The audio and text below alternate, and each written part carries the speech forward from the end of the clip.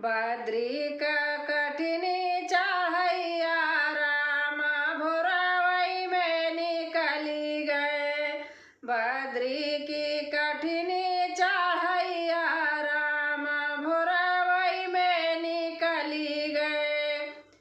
लोटाया डोरी राम घर ही बिसरी गए। लोटाया डोरी राम घर ही बिसरी गए। प्यासन मारई दोनों भैया राम धोखे से निकली गए। प्यासन मारई दोनों भैया राम धोखे से निकली गए। बद्री का कठिनी चढ़ैया राम भोरवई में निकली गए। बद्री की कठिनी चढ़ैया राम भोरवई में निकली गए। आटा या चावल राम घर ही बिसरी गए। आटा या चावल राम घर ही बिसरी गए। भूखन मारई दोनों भैया राम धोखे से निकली गए। भूखन मारई दोनों भैया राम धोखे से निकली गए। बद्री की कठिन चढ़ैया राम भोरवई में निकली गए।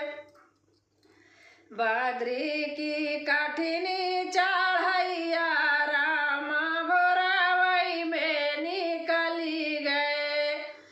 कुश का गोनरिया राम घर ही बिसरी गए।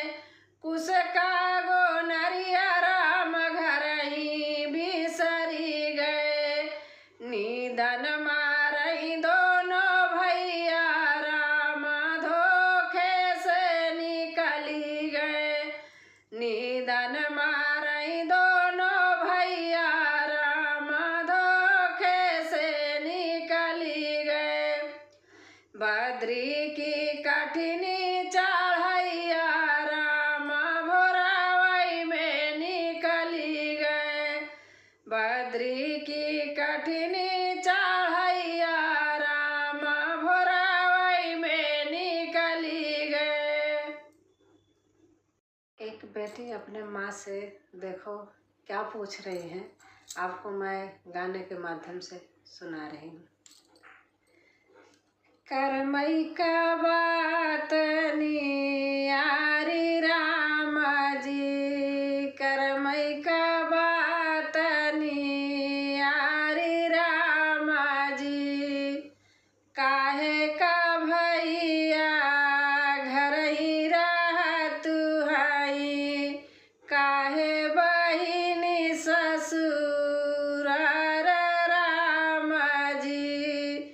काहे का भैया घर ही रहत हई। काहे बहिन ससुर राम जी। तो क्या जवाब दे रहे हैं? धर्मई से भैया